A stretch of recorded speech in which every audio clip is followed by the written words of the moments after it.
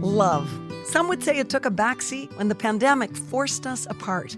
As a family-run and proudly Canadian-owned company, Charm Diamond Centers saw the need to bring us together with tales of love and created the Canadian Love Map podcast. Since then, we've shared hundreds of real, uplifting stories that prove love conquers all. So thank you for listening. We couldn't do it without you. And remember, love starts here. This is a true Canadian love story. We were meant to be together. I can't imagine my life without you. Honestly, he's the light of my life. It's nice to be in that tractor beam of love. I'm her biggest fan. I think I knew I'd lost my heart again. I knew I wanted a marriage like that. Difficult roads can lead to very beautiful destinations. Well, love is the most important thing. Flowers are emotion. Flowers are emotion. And when we can do that, when we can share love through the beauty of flowers, that power is so extraordinary. And to be able to share that with David was just a magical time, a beautiful time for us. Things that I won't ever forget. Hi, I'm Nancy Regan. Today's love story belongs to Neville and David from Nova Scotia. If you ask them, their story is nothing special. But to many who have been blessed to know them, they are icons. Neville is a renowned florist and public speaker. David, a traveling hairstylist and talented musician. This dynamic duo has been together for nearly 3 decades, so their relationship began at a time when the world was not so accepting of their love. Despite this, they live very public lives, spreading a message of love, acceptance, and kindness wherever they go. This is the Canadian Love Map. Neville and David, who just whispered, "You start." David did. He said, "You start." Yeah. You start. That's how we met, by the way. Yeah, you guys start. We're going to do something different then. You start. No, you start. That's how we met, by the way. Yeah. You start. No, you are. No, Nancy, you start. You start. Do you know, one of the first questions people always ask David and I, how long have you two been together? And I always say 20 odd years. And this one says 7 happy ones. Yeah. Yeah. I thought you said very odd. No, listen, do you know what? You get up one day and you're married to Krusty the Clown and you just go with it. And that's pretty much it. That's pretty much it. We met in the most odd way. I was buying flowers for my last partner from Neville, and he was really straight acting, straight looking. And so red roses and baby spreads every 3 weeks. No, God, no. And Neville would always say, "Why don't you try something different?" And I kept saying, "No, let's just have the red roses and baby's brush." So after I ran far away from this guy and moved in the dark of night in garbage bags, I met Neville and said, you know, how are you? And he said, "I hear you're single." I said, yes, I am. And yeah, he said, "We should have coffee sometime." And I said, "We should, but I'm not going to sleep with you." And he said, "Sure you will." So then I did. And then 3 weeks later, we moved in together. And 5 months later, we bought a house and opened up another business. And it's just that's what our relationship has been. It has been a whirlwind for nearly 3 decades. Well, that's it. And, you know, when I first saw him when he was single, he had a lovely tan. He'd just come back from goodness knows where. I glowed. I said, you know, all those times when you bought that red rose and baby's breath, this is the cheesiest thing I've ever used as a line. And it worked. It worked. I said, all those times I said, you should try something different. I wasn't talking about the flower. Yeah. And it worked. I know, right? But it worked. That's what I was going to say. And then, you know, and that was it. Game over. Game over. And I was on CTV on breakfast television, and it was just before New Year's, and there was a psychic on and some astrologist and doing all that weird stuff, and she came over to me, she said, come here, come here, come here. And so I went there, and she said, "You know what's going to happen to you in the next year?" And I said, "No." And she said, "In the next year," she said, "you will find the love of your life. You will buy a car and you will get a house, in that order." I said, "Is that so?" I guess I'm on in a minute, so that I never thought of it until fast forward a couple of minutes later, meet this one, bought a car, truck actually, which is good for me, and then bought a house, all within 6 months.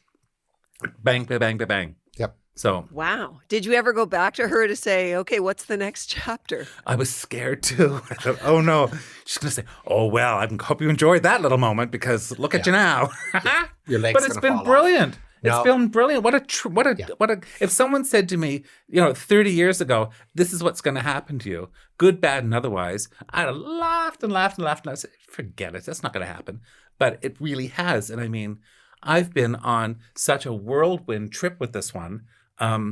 Good, bad, and otherwise. We've had some great times. We've had some horrible times. We've had some beautiful times. And we've traveled so much with my mum, which people have said to David, like, how do you travel with your mother-in-law? He said, well, she likes me better than Neville. And, so that's just been so cool, hasn't it? Yeah, it has been. And I mean, that's a great extension of our lives, is to have our family involved in our relationship.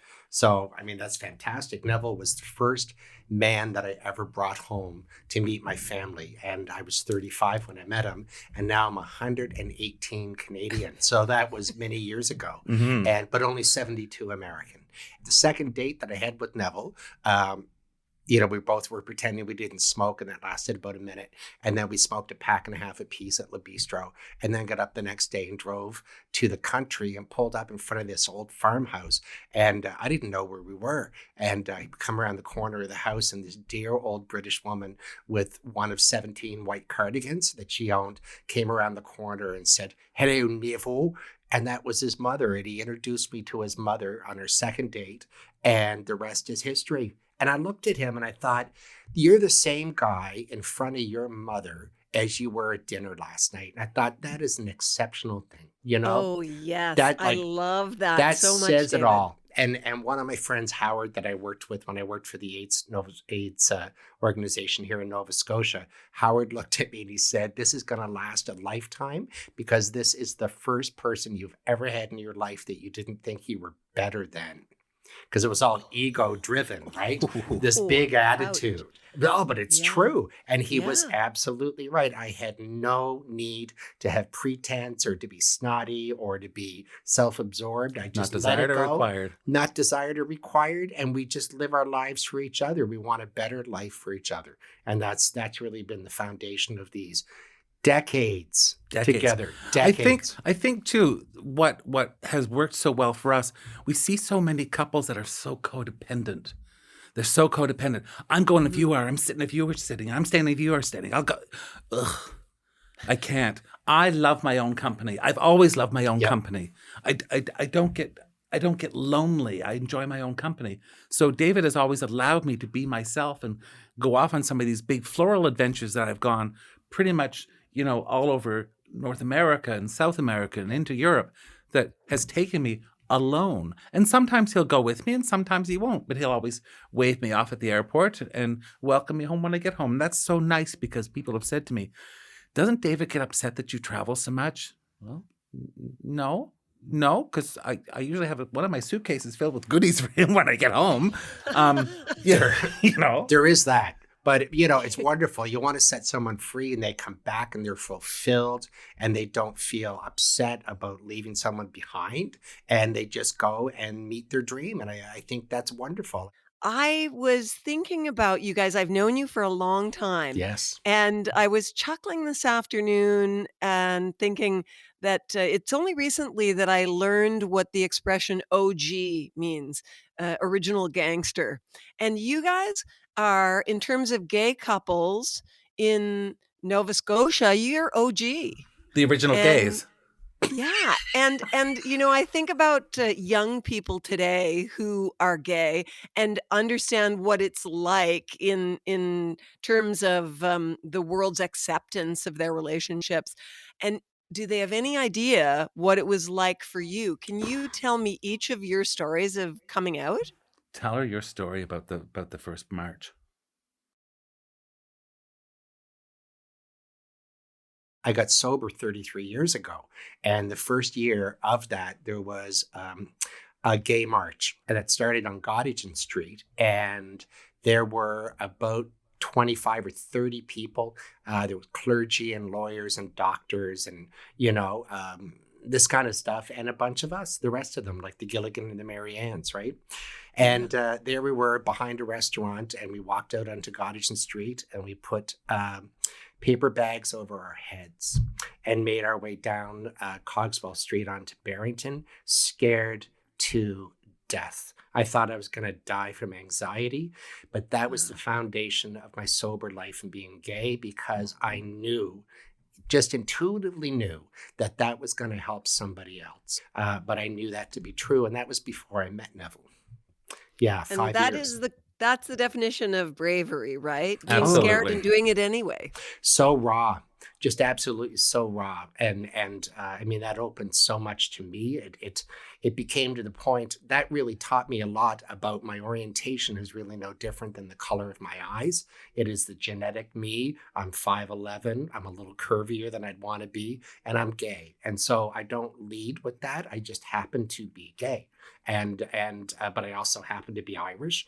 You know, I also suffer from memory loss. I mean, it's it's just the package of who this guy is. And so it took a lot of work to get there and get real with that, That's for sure. Beautiful. That's the thing. When I met David, I knew that he had not a struggle, but Struggle. well, it's different kinds of struggles. I mean, we all have struggles, of course. We all go through stuff, and we talk about, I was bullied, and I was too. I know now that if someone throws a beer can in you, there's still beer in it, they're serious. If there's no beer in it, they're just drunk. They're just throwing a can at you, so it's nothing, right? It's true. It's true. And I've had that situation. Yeah. I had someone try to push me in front of a bus on Spring Garden Road. Thank God for those dreadfully huge old garbage cans they had there. You just grab a hold of one and it wouldn't go anywhere. Very useful. Bitch, you're not getting Okay, me. you're making a joke out of it, but that's a serious thing. But that happened? Nancy, here's the thing. Yes, you're right. To get through something, sometimes all my people haven't been able to do, because we both grew up and lived through the AIDS epidemic. And sometimes you just couldn't cry anymore. You just couldn't mourn anymore. You couldn't be upset anymore. Turn the music up and dance. Mm-hmm. And cheer and celebrate life. And that's something that, as I started my mother's bloomers, our flower shop, I said, I won't do funeral work. I won't do it. I just won't. But I'll do all celebrations of life, because that's what I think flowers, and that's what I think we need to do, is to celebrate life. And that's so shit's happened. I mean, stuff's happened. Of course it has, to all of us. There's been some bad stuff going on. And I know that as well as David and everyone else. And when I think about the journey that we've had, I mean, I was really never in the closet because, it was so full of shoes and things, there was no room for me. But it was a small house filled with homosexuals. But I had 2 gay brothers too, so that didn't hurt.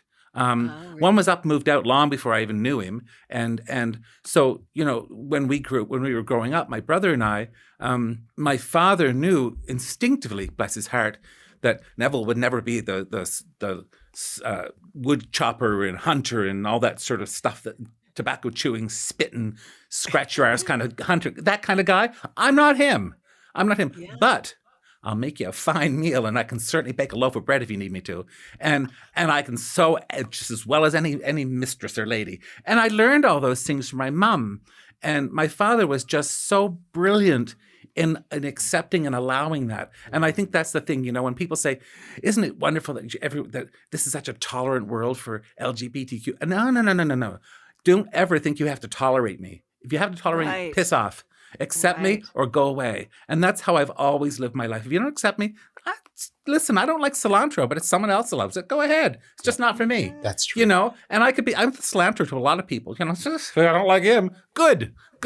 Because we probably wouldn't be a good fit. For the record, I love cilantro. I could tell. And I will tell you that it strikes me that it was a stroke of genius that you started my mother's bloomers, because it meant it was a business that you didn't have to, hide. Not that you were going to hide your sexuality anyway, but it actually, it worked so well. Your flamboyance actually makes your business, and it's taken it from a floral shop to a worldwide global domination kind of career for you. It's very humbling. I don't take any of that for granted. Never did. It's just very humbling. I'm very proud of what we were able to do. And I think one of the biggest things, Nancy, is when David and I got married, we did it live on the radio. And in fact, they had to stop in the middle of it to play Beat the Bank on C100, which I thought was hysterical. But because it was live on the radio, and then they rebroadcast it on CTV Morning Live on breakfast television. The next day I was at the store and one of the girls said, there's a lady on the phone and she's really upset. She's crying. She's almost hysterical. And I thought, here we go. Someone watched it and, someone's going to be upset and tell me off. So I get on the phone and hi. And she said, I just want to tell you, long story short, she said, her daughter and her sat and watched our wedding. And after it was all over, she said, my daughter finally came out to me after so many years that I knew she was gay. And she finally felt comfortable enough to come out. And we sat and we laughed and we kidded and we drank wine and we hugged and just loved each other for hours after that. She said, and I just want to thank you for that. And you had someone else, didn't you? They had some type of a contest on the radio station from Bell about, how many days is it till they get married? Do you think they should get married? Who's going to wear what? All these silly questions just to kind of get the interest in the event, which was epic. Yeah. And anyway, a counselor I met at a dinner party the week before we got married, and she was worked in a transition house for young people. One of her clients in the home was a young gay man who had been thrown out of his house because his parents couldn't stand him any longer. So there he was, and he had been listening to this contest for an entire week. And when the day of the wedding came, this still just kills me. No. He walked into the room and screamed at her, "I'm normal." And it blew my mind. And, that's what the paper bag was for 30 years before, was right there, there, that kid could see himself in someone else. And that was an amazing moment. It truly was. And I know that he will give that to somebody else. And he will? Yeah. A dozen times over. And that's the whole thing about life right there. That is the most amazing thing, is that you are the content of yourself. Your actions make a difference in someone else's life. So if it takes 3 decades, I would never have heard that story until, how did I end up at that dinner party? And a counselor sitting next to me at the table. Just blew my mind. I couldn't believe it. And so, those are the things that keep you going. I just think it's brilliant, though, Nancy, that I've got over 20 years of being on breakfast television and Morning Live as a regular, and doing a lot of other television and radio and stage things around. And to see people that come in the store that are adults, adult people, and say, I watched you since I was a child. You were my first gay person that I saw, and I really looked up to. You guys are icons, and all those big words that you associate with those other people, and not us, because I don't consider myself an icon. I certainly don't consider myself anything more than a mentor to some, and an inspiration perhaps to some others. And I think that's an important thing. If we It always keeps me very humble when people say those accolades, and just very humble. Yeah. And it's a brilliant thing. Very, very thankful. But, you're a great example, both of you, that it really is possible to change the world just by being yourself. Amen, sister. Be present. And we used to buy floats and stuff for the Gay Pride Parade, and I had a relative who we all drank too much, but I had a relative who was really angry that I was in the Gay Pride Parade, and she was just shrieking at me, and she said, "Oh, I suppose you're in every parade in town now, are you?" And I said, "No, I think you're confusing me with a Shriner. This is not actually what I do." So, it was ridiculous. It was ridiculous. And it took me a lot of years of doing that with Neville on a parade or in a Cadillac or whatever, waving at people like we were, royalty. And the thing was, it took me about a decade of that before I realized why I did that. And I did that in the clothes I wore to work, right? The same guy, Catherine McFarlane's youngest kid, and with Neville McKay, and we were just us. We were just enjoying the moment and not trying to shove it at people. It was just a really healthy way to identify, just to be who we are every day of life. And we just happened to be on a float filled with flowers that day. And that's a remarkable And every day thing. is a parade for us, David. Every day. Every day. Every day is a parade, and every day is a pride day. Yep. If you allow it to be. Well, some sounds like some Santa days, Claus. Every day is like Christmas Day, but it's not. Well, some days not so much, but that's okay. That's when you bury your head into a jar of peanut butter. Absolutely. And just shake for 5 or 6 hours. Yeah. And then the next day is just a half a jar of peanut butter, but you pick it up. Yeah. You do. It's that. I got a kick out of hearing you two tell me that when the lockdown happened in 2020, I pictured that you were out at your old place where you had talked about that I had brought the cameras for Good Morning Canada way back in the day. But you had rented that by then and you were working full time while everyone else was locked down. Yeah. Well, I mean, I have never worked with Neville, and I'm not a florist. I have a salon business, which closed when COVID started. And when COVID started, Neville had no staff because he couldn't give someone 6 feet in which to work. So back then, right, with the hazmat suit and the 12 masks and all that stuff. So I went in as Neville's only employee and started learning the flower business. And, I felt like a security guard and a cleaner and a phone answerer and an order taker. I mean, I've done retail, way back, but, in the 70s. You did and fine. 80s. How did it work in your relationship? Not great, because you know what? And that's okay, because it's not supposed to be comfortable, with that kind of stuff. You need to have a little bit of distance. I have found, but it's been good. It was a new experience. I reskilled myself. I came to appreciate the work that he does. I am artistic in other ways. I am no florist, and to watch him just turn nothing into everything and see the joy on people's faces is just mind-bending to me. But it's not my forte in life. But working together has been a pretty cool experience. It was a great experience. It really was. Good, bad, and otherwise. And I think you have to take the bad and learn from it. And there was some stuff that ain't good. That ain't good. You gotta go. And he knows I can't go. I'm making the flower arrangements, but if we're about to do this, someone's gotta go, and that's okay. That's okay. We know our boundaries, and to be open during that time was so important because we weren't open, but we were doing deliveries for people. And I will tell you, Nancy, as hard as it was to work with David, it was just brilliant to be able to go over to him after receiving. There was once, I'll tell you, once I received a call from a gentleman in Alberta whose father had just died in Nova Scotia, and he couldn't come down to the funeral because he would be quarantined here for 2 weeks and then have to quarantine back there for 2 weeks, and he's got children and couldn't go back and forth. And his mother was quarantined with COVID in an apartment by herself. So he was beside himself. So I said, listen, I'll crawl through glass to get those flowers to her, which, we didn't have to, but we got them to her. Hung the phone up. Immediately the next call was a lady who was sending flowers over to Hospice Halifax, which is a brilliant, brilliant, beautiful place. Beautiful place. And we send them flowers all the time just from us because it's a beautiful place. And her mother had died, but they had found an iPad or something so she could Skype with her and sat with her while her mother died. And I said, you watched your mother die on FaceTime? She said, I did.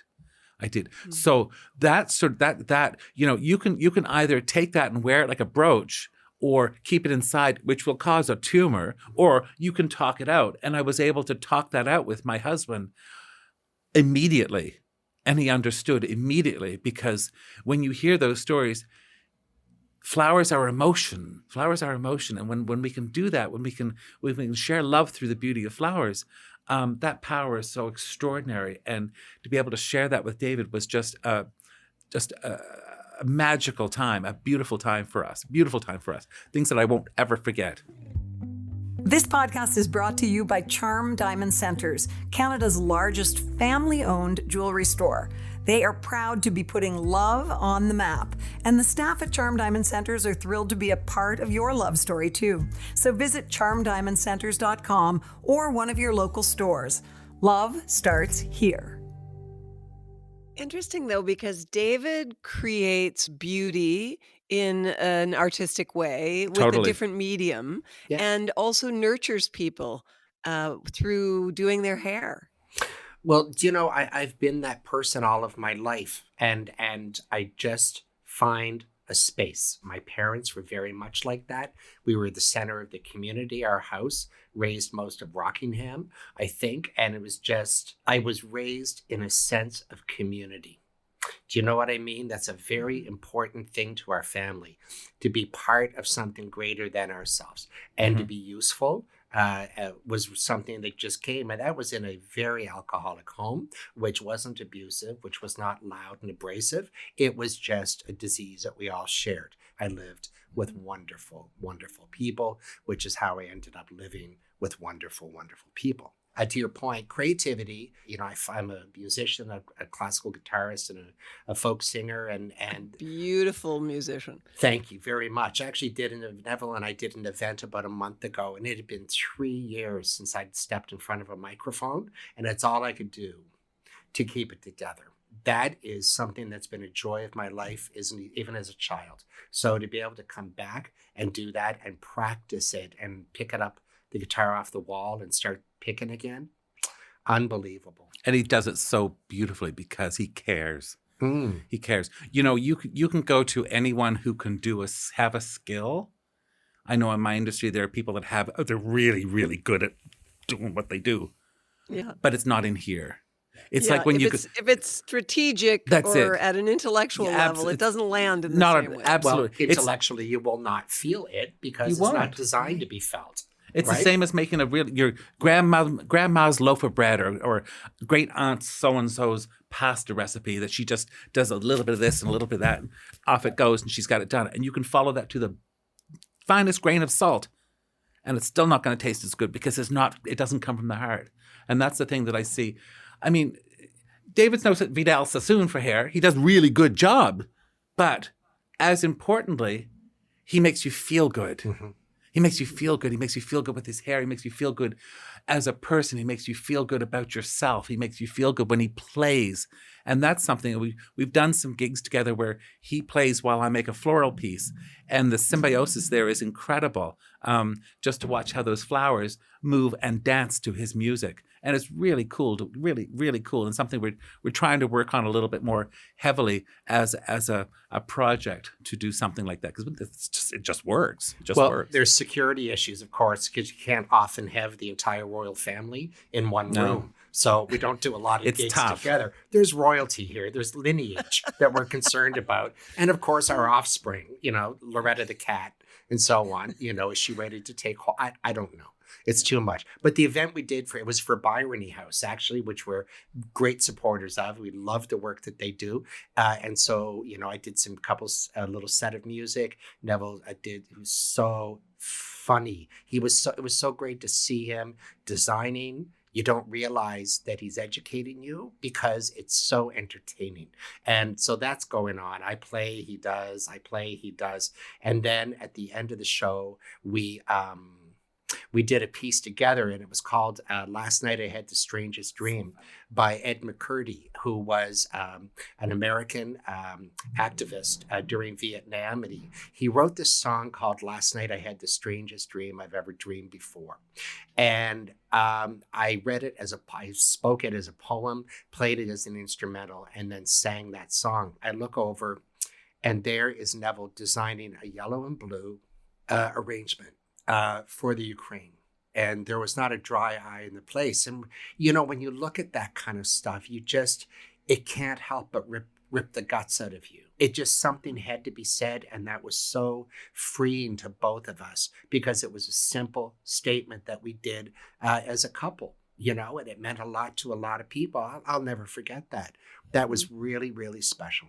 Yeah. And that's the true power of art, isn't it? Isn't it, though? Absolutely. Isn't it, though? I mean, one of my friends in recovery said, because I was just so nervous about doing this. And he said, the greatest gift you'll have is in the practice. Just practice that every day and just enjoy that process. And you're going to see through practice that you're going to get better and better as you go. And so the final event isn't really that important. It's the process of getting there. And I so appreciate Wayne for that because it's a very simple thing, but it took away the pain of not being, as good as I was 3 years ago. My mom always told me, because my mom is a British war bride, and she grew up during the Depression in England and lived through the Blitz in London. And when COVID started, I said, Mom, how do we get through this? It's so dreadful. She said, look, I'll tell you what I've always told you. You look for the good and don't give any energy to the bad. She said, the bad's all around us. And, you can focus on that if you want to. But she said, why? She said, when the bombs started to hit in London and we had to run down into the tubes, into the underground, she said, I stopped for a brief moment and looked, there were some ducks in a pond. She said, I looked at these little ducks swimming around, and there's some little flowers next to the pond. And I remember seeing those. I just looked at those and just for a second. And then she said, off I ran. And she stayed down there for hours. But she said, I just remember those ducks, because that was the good. That's what I wanted to. And so to look at David laying there, I could say, oh my God, what happened to you? Yeah. But rather than that, look what happened to you. Because why not? What's a positive thing? You earned all that stuff, boy. That was my good cooking, number one. Hell yeah. Absolutely. Well, there's I something have to be go said. back to your mom for a second, then, Sure. Neville, because it's so interesting to hear you talk about her philosophy, because I've witnessed you highlighting her through the past couple of years on social media, and it has been light in the darkness for so many people to see your beautiful relationship. And I'm talking about both of you, the way you shower her with love, this 99-year-old woman. It has really, I speak personally, but I know it's true for other people. She's got thousands of light followers. in the darkness. Thousands of people follow her, which is just, it's so mind-blowing, and the stories that she tells and the stories that I can remind her about, because her memory isn't that good as now at all, but I'll just remind her and she can remember things that she told me. That's one of the things that I said I will always treasure. When I was a child growing up, every night after school, or even before I was in school, we would take a walk around the garden every day. So I remember coming home from school one night. I was probably 8 or 9, wasn't very old. And my mom said, quick, Neville, you must come and see. Let's have a look around the garden. There's something you must see. It's absolutely marvelous. So around the back of the house, there was a little tiny, jolly jumpers, they're little pansies, but they're little violas, little teeny weeny things, not big the size of your thumb. And that was in bloom against the side of the house. This was the end of November. We'd already had snow and frost and whatnot. But there was only 3 petals out of the 5 left on it, just 3 little petals, and that was it. And I thought, she started to go, right? And I said, Mom, it's only got 3 petals, dear. She said, but aren't they great petals? Look at them. She said, they were absolutely beautiful. Look at those petals. Aren't they lovely? They're so beautiful. And she said, you'll probably not see those petals again until next spring. So she said, you better have a good look at them now. 3 beautiful petals. And she said, there'll be one day I'll probably only have 2 or 3 petals left myself. And she said, I like to think that I'm still have some value. She said, look how beautiful those petals are. Now, and it's those sorts of stories that I remember so much as a child, that she still instills in me now, as a lady of 99, that I get so much strength from her. It's an incredible thing. Very simple philosophy. Simple messages, but it's like really good food. You don't have to do a whole lot to it to get your point across, and she makes her point very quickly and very easily. Yep. Every time she always says a prayer before she eats, and she just says, and to be ever mindful of the needs of others. Mm-hmm. And that is the first thing I think of when I get up in the morning. And so I go and feed the cat. I do. I feed the cat. I love the cat. I do all those things to be mindful of the needs of others, because she should be fed before I should be fed. And those are the philosophies that just, it translates into your daily life. That if you want to haul yourself out of your own stuff and stop thinking yourself to death, then be ever mindful of the needs of others. And suddenly there's room to actually breathe in your own life. Mm-hmm. And if nothing else ever happened in our relationship with Joyce, it would be that I'd learned that. It's just about the simplicity of life, to be ever mindful of the needs of others. And suddenly the rest of that stuff is so not important in how I think of myself. I think about, was I mindful today? Did I take time to be thoughtful and to listen and not fix it for somebody else, just to be present in someone else's life? That took a long time to learn that. Boy, I'll tell you, I'm the fixer. Once you met me, it came Yeah, up I right mean, away. you're perfection. And once in a while, I take out a can of Pledge and shine them up. But other than that, I mean, look at them for God's sake. True. Yeah, it's too much. No, I think you're right there, David. I think that's the sweet spot of life. That's beautiful. 100% it is. I mean, that is no matter what. What have you learned from each other? Patience in the last couple of years. What about you, Dave? What have you learned from me? Well, I'm going to think about that for like 11 seconds. So you go ahead. Nancy, I'll tell you, what I've learned from David is there's a lot that I've learned from David. I've learned patience. Patience is not an easy thing to have for a lot of people. It's just not. And I've never been what you call the most patient man in the world. I just, come on, let's go. And I had to learn patience very quickly with David. Because David does beat to his own the beat of his own drum sometimes. Okay, well, David's going to go and David's going to go. So I learned patience. I learned how beautiful it is to do nothing, because define nothing. You can be the busiest person and have the busiest day and get nothing done. That's tiresome. But you can just have a nothing day, and it's absolutely brilliant, full of love, full of charm. I've learned from him that we don't have to be the that everybody seems to think we are. We can turn off. Although David is exactly the same person now as he is on a stage, as he is on television, as am I. Yeah. But we can just sort of, and take the bra off kind of thing, and just relax for a little bit. Take the bra off. And we do. Yeah. And we can sit and laugh and fart and carry on and just have a great time with each other. And that sense of comfort is a wonderful thing. If you can find someone that you can get a sense of comfort with, and unconditional comfort, that you can say, I don't feel well and mean it, or I need to talk and I mean it, or I don't want to talk and I mean it, or I don't want to go there. I don't want to go. Okay. Or I do want to go, or this is what I'd like, or this is what I don't like. That comfort level is a glorious thing. And that I've been so fortunate to have with David pretty much from the get-go. And that's something, when you find that in someone, hold on, tie them down, do whatever you need to do, because that's what really works for me anyway. It really does. That comfort level is glorious. That's so kind. Okay, David, you've had more than 11 seconds. What have you I know, learned? right? No, well, I don't know if there was any value in it, but that thing people say to us, oh my God, you must just do nothing but laugh all day long. No. When we get home at night, we're like the frog on the Bugs Bunny show that sings Hello, My Baby until someone sees them, and then it just sits there and looks at you.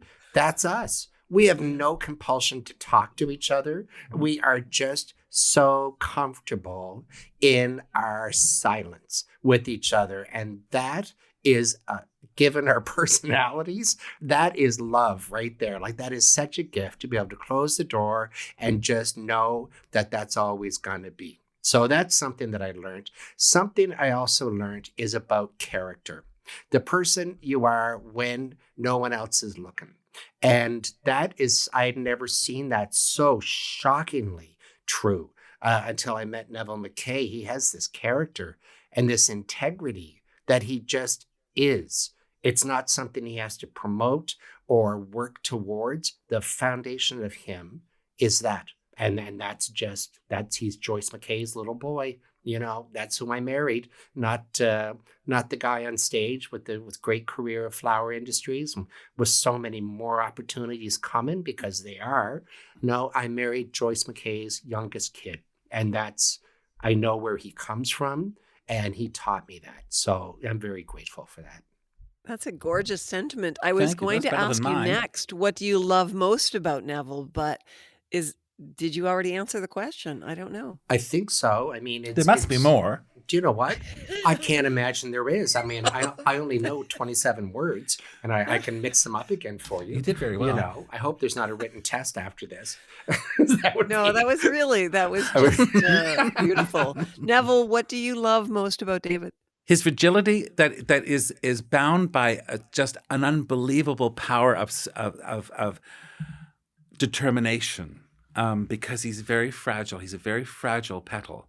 Mm-hmm. And very much so. When I see that, it doesn't break my heart. It warms my heart, because he's very fragile. But I've never met someone as strong as him, and as don't you mess with me, because he's going to get the job done, because he does, and he does it with grace. And and humility and humor, which I find inspiring. I find so many things about him inspiring because he just gets up and does it. He's one of the best storytellers I have ever heard. The best storytellers. I mean, he zings them off. It's just brilliant in there somewhere. And I thought, I got to write this down. But I can't because he's on to the next one. But he's so fragile at the same time because when things around this world are upsetting, he can just absorb that and absorb that energy to try to take the pain away from other people. And that is such a beautiful thing. Sad a lot of times because he does take that in himself. But that's one of the things I love about him, that he does. If someone's in pain and someone's suffering, he will take that energy away from you as much as he possibly can to cradle you emotionally. And that is a beautiful, beautiful thing about this man that I just love. Thank you. Because it's there and it's honest. So there you go. But thank you so much for that. That was truly mind-bending, and it warms my heart. That's true. Well, and you as well. And I could say all of those things about you too. But when in this culture, when you grow up as a man, those things, emotional fragility, to grieve openly, to be sensitive, is considered, or at least in my experience, considered to be feminine and weak. And so feminine was considered weak and wrong. And that's how I was raised as a boy child. And it took a lot of work to come back to that and actually see that those weaknesses and that fragility is the stuff that's going to open the world for me, and help me to be a teacher and a student.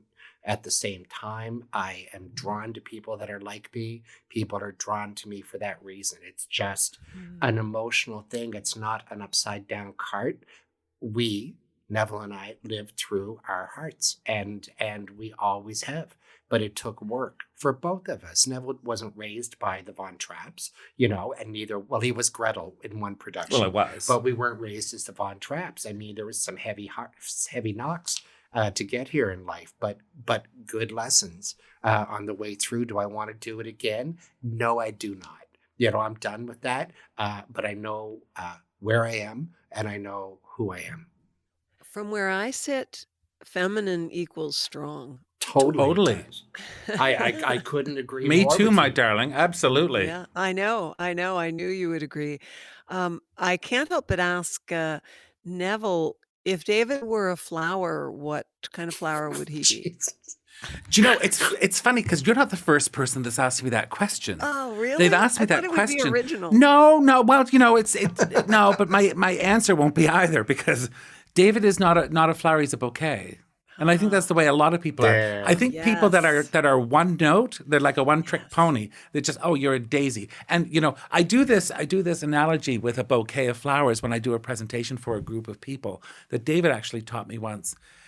And that's why I thought it was a bouquet, because I'll pick a bouquet and say, all these different flowers don't necessarily look like they go together, but they will if they're put together properly. So I'll do everything from a carnation. And a carnation looks like this today, it looks like this tomorrow, it looks like this next week, and then it's dead. There's nothing, that's all it is, just a carnation, right? Or there's a daisy. You look at a daisy, it's a daisy, and you carry on. It's a daisy. And there's a rose, a very classic, very beautiful, it's a classic, beautiful rose. Or there's this foolish-looking, weird tropical flower, protea. I don't know, is it a flower? Is it a green? I don't know what it is, but it's weird, and I'll put it in there. There's an alstroemeria that has this long name, very pretentious long name, but really, it's just a tiny little flower. It's not much to it. But it's stromeria, and then there's trendy flowers, non-trendy flowers. So, and they're all types of people, right? But when you put them all together, it makes for an incredible bouquet of such diverse and varied forms of emotions and textures and movements and types. And that's how I see David, because, not like, I'm not saying that, that 1 minute you're Jekyll and the next minute you're Hyde, or 1 minute you're Heidi, the next minute you're not, No, I understand. But it's just he's such a bouquet of beautiful things that you can pick out different parts of him in different types of flowers. And I see that so often. He's a bouquet, darling. I think that might be just about the best compliment we've ever heard on the Canadian Love Map. If I weren't deeply medicated right now, I would be on the floor, bawling my head off. Thank you. But it's true. I've said that before. You're a bouquet. You know, it's like when people say, "What's your favorite flower?" I don't have a favorite flower. I never did. I don't. Well, that is lovely. You know what? I believe that we're all a work in progress. Oh, and yes. so we should be a bouquet. For Neville, and I know this will always be this fact, and I know because I have pictures of him when he was Did 5 you say years fact old. or fat? Fact. I thought he said fat. I was going to say, Do you know "Jeez, what? boy. There'll be no fat. Don't tell anyone." There'll be no fat chat. Do you know what we lost? We joined Weight Watchers, and here's what we lost during COVID: $37 a month. That's is what what we we lost. lost at COVID. It was ridiculous. That's what that is. But this is Neville McKay. Back to the matter at hand. This is your bouquet. Neville McKay is a boy in the country that was raised. He learned his colors and counting by his mother teaching him by go out and count the daffodils, go out and count the daisies. But that boy finds his flower in the woods, and he'll go into moss and lake and wildflowers and trees, and he'll sit there and suck in the light and the quiet, and he can disappear for a good amount of time. But what is miraculous is he comes out of that wood and he is back to himself. All the stress of his life goes away, and he just finds this balance that's always been there, but has been kind of shaken because life is hard sometimes. That's where he finds his flowers, is nature. Absolutely. Yeah. I love going to the forest Oh and my just sitting God. on a rock. No, it's a gift. And looking at some pretty flowers or textures of leaves and things. It's glorious. But you have to be present You do. to appreciate them. You're so right, Nancy. Absolutely. Because really, that's the whole thing. If you live in now, do you know, I heard something. If you have 1 foot in yesterday and 1 foot in tomorrow, you are pissing on today. And there, right, and there it is. But it's true. Like, I'm a visual person, and that Yeah, I think we all just saw that. But I know you're not going to see that on a Hallmark card, but maybe you should. But it's the God's truth. I mean, that is it. And it takes work to let go of what was and fear of what could be and just live in today. So that is today's sermon. One last question, and Yeah. and I know I can get in trouble with this, but what is the one thing after all these years together that you love doing together the most? I think it's silent. I think it's that silence, just that comfort of not having to tap dance for each other or wondering what someone's thinking or what could I do to inspire, some action or, a different conversation. It's just that simplicity that we're good as we are. And that's the one right there. I love getting into bed with this man. And not for the jiggery pokery, but it's just to get into bed at the end of the day and go, oh, there, we made it. Yeah. We made it another day. And that was it. We might turn on something on television. We always do. And David's asleep like that before the opening credits. But it's a comforting feeling. And that's something that I will always, always treasure, is to know that I can lay next to someone who I love, I trust, and will be there in the morning when I wake up. Brilliant. Beautiful. And Nancy, thanks for sharing love across the country with so many wonderful people. That's an incredible thing that you're doing. And, in as much as it's good and it's good for others and all that sort of stuff. That's right on. Beautiful. Good on you, girl. Well, good on we you. have loved, on the Canadian Love Map, we have loved hearing the feedback from people through the past couple of dark years at times. Yes. That it's buoyed them. That the stories of love that we've shared have really lit up their lives a bit, and that's what we're doing it for. It's good. It's that's why we do Good. it. And well, I hope what better way to spend your time? Thanks so much for listening to the Canadian Love Map. If you love us, please subscribe and share. And if you want to help us spread the love even more, rate and review our podcast. We'll be back next week with another love story to add to the map. This podcast is presented and made possible by Charm Diamond Centers. It's hosted by me, Nancy Regan, and is produced and distributed by Podstarter. This Has been a Podstarter production.